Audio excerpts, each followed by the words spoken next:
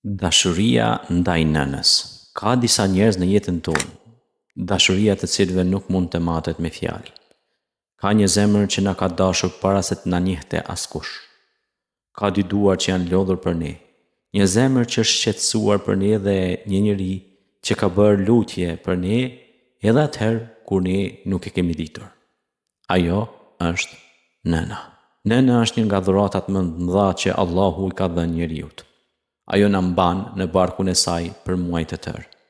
Na sjell në jetë me dhimbje, na ushqen, na rrit, na edukon dhe shpesh herë sakrifikon rehatin e saj vetëm që fëmia i saj të jetë mirë. Ndoshta me kalimin e viteve ne harrojmë shumë gjëra. Harrojmë duart që na kanë ushqyer, harrojmë netët kur ajo nuk ka fjetur sepse ne ishim të sëmurë, harrojmë këshillat e saj, harrojmë lutjet e saj, por Allahu nuk harron. Në Kur'an Allahu i lartësuar na kujton pozitën e prindërve dhe veçanërisht sakrificat e nënës.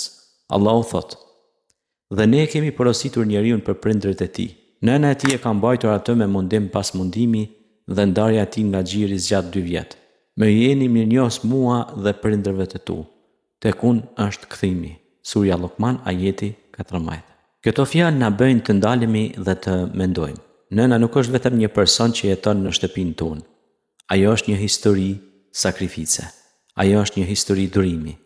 Ajo është një histori dashurie që shpesh nuk kërkon asgjë në këmbim. Një ditë ishim fëmijë, qanim dhe nëna na merrte në krah. Friksoheshim dhe ajo na qetësonte. Sëmureshim dhe ajo qëndronte pranë nesh. Bënim gabime dhe ajo shpesh ishte e para që na falte. Rrëzoheshim dhe ajo ishte aty për të na ngritur. Dhe pastaj u rritëm. Filluan angazhimet, filluan shoqëria, puna, telefoni, rrjetet sociale dhe shumë përgjegjësitë e tjera. Dhe nganjëherë ndodh që nënën ta telefonojmë më pak, ta vizitojmë më rrallë, ta dëgjojmë më pak, por ajo vazhdon të na pres. Ndoshta çdo ditë, ndoshta pranë dritares, ndoshta me telefonin në dorë, duke pritur vetëm një fjalë. Nën, si je? Sa e vogël duket kjo fjali, por për një nën mund të jetë një botë e tërë. Urdhri i Allahut për mirësjellje ndaj prindve. Në Islam mirësia ndaj prindve nuk është vetëm një sjellje e bukur, ajo është adhurim dhe përgjegjësi. Allahu i lartësuar thot: "Zoti yt ka urdhëruar që të mos adhuroni askënd tjetër përveç tij dhe të silleni mirë me prindërit." Isra 23. Shikoni madhështinë e këtij urdhri. Menjëherë pas adhurimit të Allahut përmendet mirësia ndaj prindërve. Dhe më pas Allahu thot: "Nëse njeri prej tyre ose të dy arrin pleqërinë pranë teje, mos u thuaj atyre as uf dhe mos i qërto, por thuaj ju fjalë të mira." Sa madhështor është Islami. Nuk na mëson vetëm të mos i godasim prindërit, nuk na mëson vetëm të mos i ofendojmë, na mëson të mos u themi as dhe fjalë të vogël për buzje, edhe një uf, sepse zemra e prindit duhet respektuar, sidomos kur prindi plaket, kur ecën më ngadalë, kur pyet të njëjtën gjë disa herë, kur ka nevojë për kujdes, kur trupi dobësohet, kur nuk mund të bëjmë më shumë gjëra që dikur i bënte për ne, atëherë vjen rradha jonë. Ashtu siç ajo kujdesje për ne kur ishim të vegjël, ne duhet të kujdesemi për të kur ajo plaket. Kush ka më shumë të drejtë mbi mirësjelljen tonë? Një ditë një sahabe pyeti Muhamedit alayhis salam: "O i dërguari i Allahut, kush prej njerëzve meriton më shumë shoqërimin tim të mirë?" Pejgamberi alayhis salam tha: "Nëna jote." Ai pyeti: "Pastaj kush?" Pejgamberi alayhis salam tha: "Nëna jote." Ai pyeti përsëri: "Pastaj kush?" Pejgamberi alayhis salam tha: "Nëna jote." Ai pyeti: "Pastaj kush?" Pejgamberi alayhis salam tha: "Babai yt." 3 herë: "Nëna jote." 3 herë për të na treguar peshën e sakrificës së saj. 3 herë për të na kujtuar se dashuria ndaj nënës nuk duhet të jetë vetëm në ditë të veçanta, jo vetëm në ditën e nënës, jo vetëm në ditëlindjen e saj, jo vetëm kur kemi nevojë për të, por çdo ditë, çdo mëngjes, çdo mbrëmje, me një fjalë të mirë, me një telefonat, me një përqafim, me një ndihmë, me një lutje. Nëna që nuk kërkon asgjë.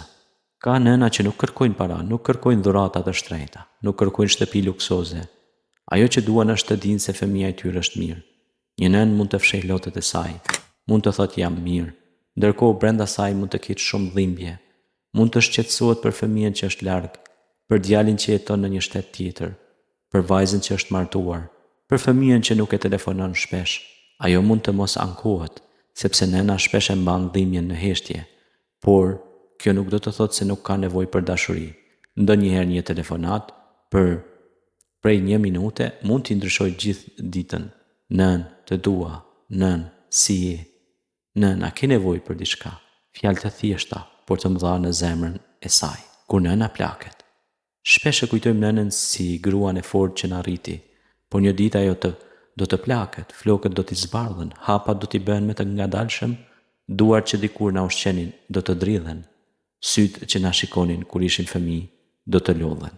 Dhe pikërisht atëherë ne duhet të jemi pranë saj, jo ta shohim si barr, por ta shohim si një mundësi për të fituar kënaqësinë e Allahut. Sepse ndoshta kujdesi për nënën në pleqërinë e saj është një nga dyert më të mëdha të xhenetit. Pejgamberi Muhammed a.s. ka thënë, xheneti është nën këmbët e nënave. Ky transmetim është i njohur gjithsesi në literaturën islame, ndërsa kuptimi i tij lidhet me madhështinë e mirësisë ndaj nënës dhe shërbimit ndaj saj. Prandaj mos e hub atë mundësi.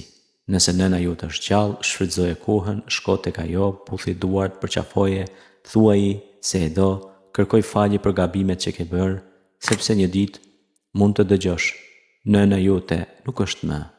Dhe atëherë telefonata nuk do të përgjigjet, dera nuk do të hapet, zëri i saj nuk do të dëgjohet më, dhe ajo që do të mbetet janë kujtimet. Nëse nëna jote ka ndërruar jetë, ndoshta duke e dëgjuar këtë, dikush po mendon, nëna ime nuk është më.